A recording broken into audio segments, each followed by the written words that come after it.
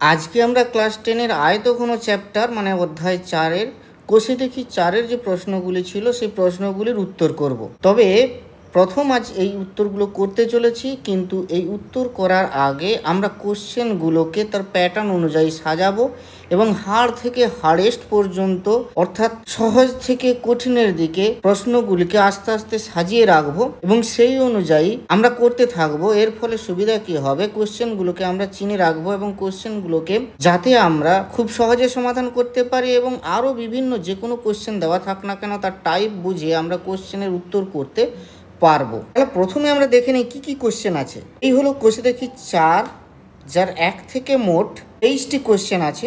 আমরা এইগুলিকে এদের লেভেল অনুযায়ী সাজাবো এবং গ্রুপিং করব। এই হচ্ছে বেসিক কিছু কোশ্চেন্স। বেসিক কোশ্চেন্স মানে একেবারে সিম্পল কোশ্চেন, সেখানে 1-এর দাগ এবং 2-এর দাগের প্রশ্নগুলিকে রেখেছি কারণ এখানে বেসিক প্রশ্ন থাকবে, 1 নম্বরের প্রশ্ন, এগুলি খুব বেশি জটিলতা নেই। মানে আমি আরও 2টি কোশ্চেন ফ্রেম করেছি, তোমরা এগুলো দেখতে পারো। এবার আসি ডিরেক্ট কোশ্চেন্স। এই গ্রুপের মধ্যে রেখেছি ডিরেক্ট কোশ্চেন্স মানে হচ্ছে যে সমস্ত কোশ্চেনে আয়তন বা সমগ্র তলের ক্ষেত্রফল নির্ণয় করতে হবে লাস্ট অবধি, মানে আয়তঘনের যে পরিমাপগুলি হয় সেগুলো কি হয় আয়তন বা সমগ্র তলের ক্ষেত্রফল বা কিছু নির্দিষ্ট তলের ক্ষেত্রফল নির্ণয় করা। তো সেইগুলো যদি বের করতে বলে তাহলে সেগুলোকে আমরা বলছি ডিরেক্ট কোশ্চেন্স। তার এবারে লেবেল করেছি, অর্থাৎ সহজ থেকে কঠিন, মানে যত আপ লেভেলে যাব তত কঠিন কোশ্চেনের দিকে সম্মুখীন আমরা হব।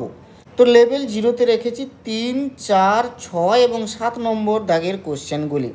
সব কোশ্চেনের প্যাটার্নগুলি দেখো। এখানে প্যাটার্ন বলতে সমকোণী চৌপলাকার মানে ওই আয়তঘনের দৈর্ঘ্য প্রস্থ উচ্চতা দেওয়া আছে। সবচেয়ে যে লম্বা দণ্ড রাখা যাবে, মানে সবচেয়ে লম্বা দণ্ড একটা ঘরের মধ্যে কোনাকুনি বরাবর রাখা যায় সেটাকে বলে কর্ণ বরাবর, মানে তার দৈর্ঘ্য নির্ণয় করতে বলেছে, তার মানে আমাকে কর্ণের দৈর্ঘ্য নির্ণয় করতে হবে। তো কর্ণের দৈর্ঘ্যের সূত্র জানা আছে, দৈর্ঘ্য প্রস্থ উচ্চতা মান বসিয়ে দিলেই আমরা কর্ণের দৈর্ঘ্য পেয়ে যাব। তাই এটা ডিরেক্ট কোশ্চেন। একটি ঘনকের তলের ক্ষেত্রফল দেওয়া আছে, ঘনকটির আয়তন বের করতে হবে। এটাও ঘনকের আয়তন বের করতে হবে, ঘনকের সমগ্র তলের ক্ষেত্রফল বের করতে হবে, ঘনকের ঘনফল বের করতে হবে। এই ধরনের কোশ্চেনগুলো আছে, আমরা পরবর্তীকালে এক এক করে যাব। তো এগুলি হচ্ছে সব ডিরেক্ট কোশ্চেন্স। এবার আসি এর থেকে একটু হার্ডার প্রবলেমস, যেগুলোকে আমরা লেভেল 1-এ রেখেছি। সেগুলো হচ্ছে 10-এর দাগ এবং 11-র দাগ। তো এখানে ঘনকের বাহুর দৈর্ঘ্য কমানো হয়েছে বা এই প্রশ্নে বাড়ানোও থাকতে পারে, তখন তার যে আগের ঘনক মানে মূল ঘনক এবং পরের যে বাড়িয়ে বাহুর দৈর্ঘ্য বাড়ানোর ফলে যে পরে যে ঘনক হলো তাদের দুজনের ঘনফলের অনুপাত হিসাব করতে হবে। তো এই পার্সেন্টেজটা অন্য কোনো ডেটা দেওয়া থাকতে পারে, কমানোও হতে পারে, বাড়ানোও হতে পারে। তাহলে আমরা কিভাবে করব, মানে একটি প্রশ্ন করলে যেন আমরা 100 প্রশ্নের উত্তর দিতে পারি। এবারে 11-র দাগের প্রশ্নে দৈর্ঘ্য প্রস্থ উচ্চতা দেওয়া নেই, ইনডিরেক্টলি কিন্তু বলা আছে তাদের অনুপাত দেওয়া আছে। তাহলে আয়তন বের করতে হবে এবং সমগ্র তলের ক্ষেত্রফলও বের করতে হবে। আমরা লেভেল 2 তার থেকে আরেকটু হার্ডার, সেটা হচ্ছে 12-র দাগের বলছি। তো এগুলো দেখো সবই আমার ব্যক্তিগত মতামত, তোমাদের ক্ষেত্রে হয়তো হার্ডার বা কম হার্ডার এগুলো একটু ডিফারেন্ট হতে পারে। তো চায়ের বাক্সের ভিতরের দৈর্ঘ্য প্রস্থ উচ্চতা কিন্তু দেওয়া আছে, চায়ের বাক্সর ওজন এত, খালি অবস্থায় ওজন এত, তাহলে হিসাব করতে হবে 1 ঘনডেসিমি চায়ের ওজন কত। তার মানে এখানে বাক্সে চা আছে, সেই চায়ের সমেত বাক্সটার ওজন কত দেওয়া আছে, শুধু চা খালি চা মানে চা বাদ দিয়ে বা খালি বাক্সটার ওজন দেওয়া আছে, চায়ের ওজন বের করতে হবে। এই ধরনের কোশ্চেন আরও এর পরে আছে, সেগুলো তোমরা কিভাবে করবো আমরা পরে দেখব। এবারে আসি ইনডিরেক্ট কোশ্চেন্স। ইনডিরেক্ট কোশ্চেন্স মানে হচ্ছে অর্থাৎ আয়তন বা ঘনফল বা সমগ্র তলের ক্ষেত্রফল কিছু না কিছু দেওয়া আছে, আমাকে যদি দৈর্ঘ্য প্রস্থ উচ্চতার মধ্যে কোনো না কোনো কাউকে কিছু বের করতে হয় তখন ইনডিরেক্ট কোশ্চেন্স আমরা বলছি সেই সমস্ত কোশ্চেনকে। যেমন দেখো এখানে বকুলতলা গ্রামে 2 মিটার চওড়া ও 8 ডেসিমিটার গভীর একটি খাল কাটা হয়েছে। খালের দেখো 240 ঘনমিটার মাটি কাটা হয়েছে, তার মানে খালের কি দেওয়া আছে, আয়তন। সেই আয়তন দেওয়া আছে, আমাকে কি বের করতে হবে, দৈর্ঘ্য কত লম্বা হিসাব করে লিখি, তার মানে দৈর্ঘ্য বের করতে হবে। এবার আসি লেভেল 1, এর থেকে একটু হার্ডার। তো 8-এর দাগ এবং 9-এর দাগ বলছি, 8-এর দাগ এবং 9-এর দাগ। তো এখানে কি আছে না, যদি একটি ঘনকের 6টি পৃষ্ঠতলের ক্ষেত্রফলের সমষ্টি দেওয়া আছে, তার মানে এখানেও সেই সমগ্রতলের ক্ষেত্রফল দেওয়া আছে, ঘনকের আয়তন বের করতে হবে। যদিও এখানে আয়তন বের করতে হবে, কিন্তু আমাকে ঘুরে যেতে হবে এর বাহুর দৈর্ঘ্য বের করতে। বাহুর দৈর্ঘ্য আমাদের বের করতে হবে, তবেই আমরা ঘনকের আয়তন বের করতে পারবো। 9-এর দাগেরও একই কথা, মানে কীরকম, এটা ইনডিরেক্ট কোয়েশ্চেন, সেটা হচ্ছে আয়তন দেওয়া আছে, তাহলে তাদের ঘনকের ধারের দৈর্ঘ্য বের করতে হবে। আমরা আসছি পরপর যখন কোয়েশ্চেন করব এটাকে নিয়ে বিশদে আলোচনা করব। লেভেল 2-তে বলছি 13 এবং 14। তো এখানে কি আছে, একটি বর্গাকার ভূমি বিশিষ্ট পিতলের প্লেটের দৈর্ঘ্য, বেধ এবং প্লেটের ওজন এত। যদি 1 ঘন সেমি পিতলের ওজন এত গ্রাম হয়, তাহলে এক্সের মান বের করতে হবে। দেখো তোমাদের এখানেও কিন্তু আয়তনের ব্যাপার আছে, মানে যেটা দেওয়া আছে সেটা আয়তন রিলেটেড। ওজন দেওয়া আছে মানে এখানে আমরা আয়তন বের করতে পারবো। তাহলে আমাদের কি বের করতে হবে, কোনটা আছে এক্স, সেটা হচ্ছে দৈর্ঘ্য। তাহলে আমাদের দৈর্ঘ্য বের করতে হবে। দৈর্ঘ্য এবং প্রস্থ এবং উচ্চতা এগুলি সব দেওয়া আছে, তো আমাদের বের করতে হবে কি না দৈর্ঘ্যটি। 14 দাগে কি বলেছে, চাঁদমারি রাস্তাটি উঁচু করতে হবে। রাস্তার দুপাশে 30টি সমান গভীর ও সমান মাপের আয়তঘনাকার গর্ত খুঁড়ে সেই মাটি দিয়ে রাস্তাটি উঁচু করা হয়েছে। যদি প্রতিটি গর্তের দৈর্ঘ্য ও প্রস্থ যথাক্রমে এত মিটার ও এত মিটার হয়, রাস্তাটি তৈরি করতে মোট এত ঘনমিটার মাটি লেগে থাকে। দেখো এইখানে রাস্তাটি তৈরি করতে মোট এত ঘনমিটার মাটি লেগে থাকে মানে কি, রাস্তার মানে রাস্তাটি তৈরি করতে যে পরিমাণ মাটি লেগেছে সেটাই হচ্ছে আয়তন, অর্থাৎ সেই মাটির পরিমাণ, সেই আয়তনটা দেওয়া আছে। আমাকে কি বের করতে হবে, তাদের দৈর্ঘ্য প্রস্থ উচ্চতা, দৈর্ঘ্য দেওয়া আছে প্রস্থ দেওয়া আছে, আমাকে বের করতে হবে গর্তের উচ্চতা। গভীরতা মানে গর্তের উচ্চতা, এখানে আমরা উচ্চতা বা গভীরতা যেটাই হোক সেটাই একই ব্যাপার, সেইটি আমাদের বের করতে হবে। হার্ড কোশ্চেন্স, এখানে আমরা হার্ড কোশ্চেন্স বলছি মানে একটু জটিল, একটু বিভিন্ন ঘোরানো পেঁচানো আছে, সেগুলোকে আমাদের ঝাড়াই বাছাই করে সহজ করে নিয়ে আমাদের অঙ্কটা করতে হবে। 16, 15 আর 17। তো 1 গ্রোস দেশালাই বাক্সের একটি প্যাকেটের দৈর্ঘ্য এরকম মানে অনেকগুলো দেশালাই বাক্স নিয়ে একটা প্যাকেট হয়েছে, সেই প্যাকেটের দৈর্ঘ্য প্রস্থ উচ্চতা দেওয়া আছে। সেই 1 গ্রোস মানে হচ্ছে 12টা, মানে 12টা দেশালাই বাক্স নিয়ে একটা প্যাকেট হয়েছে, সেই প্যাকেটের দৈর্ঘ্য প্রস্থ উচ্চতা দেওয়া আছে। তাহলে এক একটা দেশালাই বাক্সের আয়তন কত বের করতে হবে। এবারে যদি দেশালাই বাক্স অমুক হতো তমুক হতো তবে কি হবে সেটা বের করতে বলেছে। তো 15 দাগের কোশ্চেনটা বলেছে, ঘনক আকৃতি একটি সম্পূর্ণ জলপূর্ণ চৌবাচ্চা থেকে সমান মাপের 64 বালতি জল তুলে নিলে চৌবাচ্চাটির 1/3 অংশ জলপূর্ণ থাকে। চৌবাচ্চার একটি ধারের দৈর্ঘ্য 1.2 মিটার হলে প্রতিটি বালতিতে কত লিটার জল ধরে তা হিসাব করে লিখি। চৌবাচ্চাটি ঘনক আকৃতি, তার থেকে 64 বালতি, প্রতি বালতি হচ্ছে তার আয়তনের ব্যাপার আছে। সে প্রত্যেক চৌবাচ্চার একটা ধারের দৈর্ঘ্য দেওয়া আছে, চৌবাচ্চায় কতটা জল আছে সেটা দেওয়া আছে, সেই অনুযায়ী আমাকে প্রত্যেকটা বালতির আয়তন কত সেটাই বের করতে বলেছে। তো যাই হোক, এই কোশ্চেনটা পরবর্তীকালে আমরা যাচ্ছি, এই জন্য এখানে হার্ড কোশ্চেন্সের আওতায়, হার্ড কোশ্চেন্সের গ্রুপে রেখেছি। এবার 17, এখানেও সেই আয়তঘনাকার, তার দৈর্ঘ্য প্রস্থ দেওয়া আছে, চৌবাচ্চার অর্ধেক জলপূর্ণ আছে, এই জল ঢাললে তার গভীরতা কতটা বৃদ্ধি পাবে এগুলো করতে বলেছে। তো এগুলো কিভাবে করতে হবে এবং কীরকম করলে আমরা আরও অন্যান্য কোশ্চেনের আনসার দিতে পারবো সেগুলো নিয়ে পরবর্তীকালে আমরা আলোচনা করব। এবার আসি অ্যাচিভার সেকশান। এই অ্যাচিভার সেকশানে যে প্রশ্নগুলোকে রেখেছি সেটা হচ্ছে 18 দাগ, 19 দাগ, 20 দাগ, 21, 22 এবং 23। এই হলে টোটাল আমাদের পুরো চ্যাপ্টারের সমস্ত প্রশ্ন কমপ্লিট। তো আমরা এক এক করে করব এবং প্রশ্নগুলির প্যাটার্ন দেখব এবং আমরা মাঝে মাঝে আমরা জেনারেল কিছু ফর্মুলা টানবো। তাতে সুবিধা কী হবে, আমাদের পরবর্তীকালে অন্যান্য প্রশ্নের উত্তর দিতেও খুব চটজলদি উত্তর দিতে সুবিধা হবে। আজকে আমরা এই কোশ্চেনগুলোর উত্তর করি। বেসিক কোশ্চেন্সে যতগুলি কোশ্চেন্স আছে 1, 2 এবং আমরা যে 2টি কোশ্চেন আমি ফ্রেম করেছি সেই মোট 4টি কোশ্চেনের উত্তর আমরা করব। এখানে দেখো ফার্স্ট কোশ্চেন কি বলেছে, আমরা পরিবেশের 4টি আয়তঘনাকার ও 4টি ঘনকাকার বস্তুর নাম লিখি। তো তোমরা 4টি আয়তঘনাকার নাম পেয়ে যাবে, বিভিন্ন ঘনকাকার বস্তু যেমন ইট, তোমাদের পাশাপাশি ইট আছে, বই একটি আয়তঘনাকার বস্তু, এরকম আরও 2টি খুঁজে দেখো পেয়ে যাবে।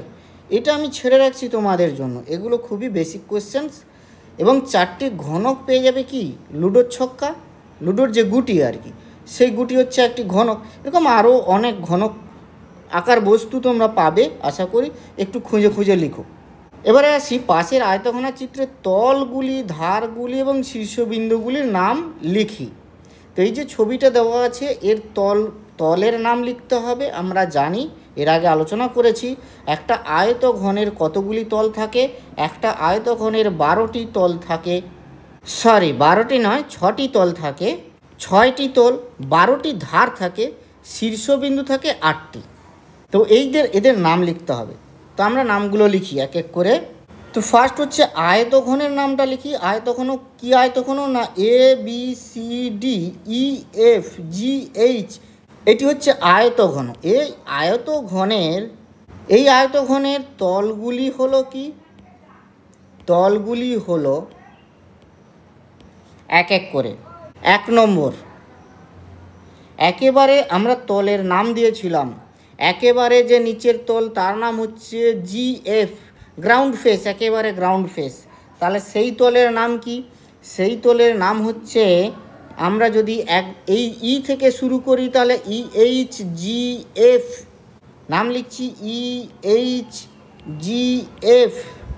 তল। এটা কি, এটা হচ্ছে ভূমিতল।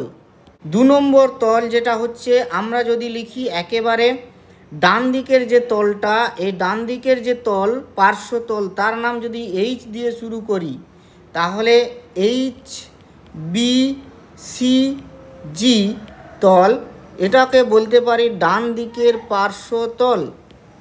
বাম দিকেরও পার্শ্বতল আছে, বাম দিকের পার্শ্বতলটি যদি আমি নাম শুরু করি এ থেকে, তাহলে নাম আমরা নামকরণ করতে পারি ADFE, ADFE। এই তল আমরা বলছি বাম দিকের পার্শ্বতল। এবারে দেখো একেবারে সেই পিছন সাইডের যে তল, পেছনের পার্শ্বতল, সেটার নামকরণ আমরা বলতে পারি FGCD, FGCD তল। এটা হচ্ছে পেছনের পার্শ্বতল। আরেকটি তল আছে কি একেবারে উপরি তল, সেটা হচ্ছে ABCD তল। তাহলে ABCD তল, উপরের তল বা উপরিতল। 6 নম্বর তল, 6 নম্বর তল যেটি একেবারে শেষ তল, এটি হচ্ছে একেবারে সামনের দিকের তল। আমাদের সামনের দিকের যে তলটা আমরা দেখতে পাচ্ছি সেটি হচ্ছে ABHE আমরা বলতে পারি, অথবা এভাবে বলতে পারি AEHB, সামনের দিকের তল। তাহলে এই 6টা তল আমরা লিখলাম। এবারে ধারগুলির নাম লিখতে হবে। ধারগুলি কি কি আছে, তাহলে ABCDEFGH, এই আয়তঘনের ধারগুলি হলো টোটাল 12টা ধার। তো ধারগুলি আমরা হিসাব করব তল দেখে দেখে। কীরকম না, আমরা একেবারে নিচের তল গণনা করেছি, তাহলে নিচের তলটির কটি ধার আছে, প্রত্যেকটা তলের 4টি করে ধার আছে। কিন্তু এক একটা তল দেখে যখন ধার লিখে লিখে যাব, তখন দেখা যাবে যে কিছু ধার, সেই তলের কিছু ধার আগে থেকেই আমরা কাউন্ট করে নিয়েছি।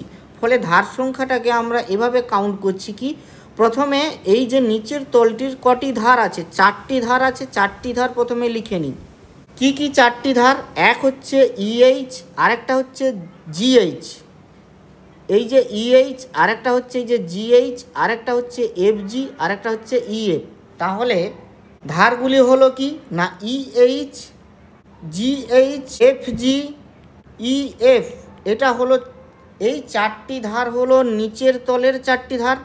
এবারে আসি ডান দিকের যে ধার গুনছে, ডান দিকের যে তল গুনেছিলাম, সেই তলের যে ধারগুলি আছে, সেই ধারের মধ্যে দেখো একটা ধার আমার গোনা হয়ে গেছে অলরেডি। তাহলে এই ধারটাকে আর না লিখে বাকি 3 দিকের যে ধার আছে সেই ধারের নামগুলি আমরা লিখব। তাহলে সেগুলো কি কি ধার না, সেটা হচ্ছে একটা BH, আরেকটা BC, আরেকটা হচ্ছে CG।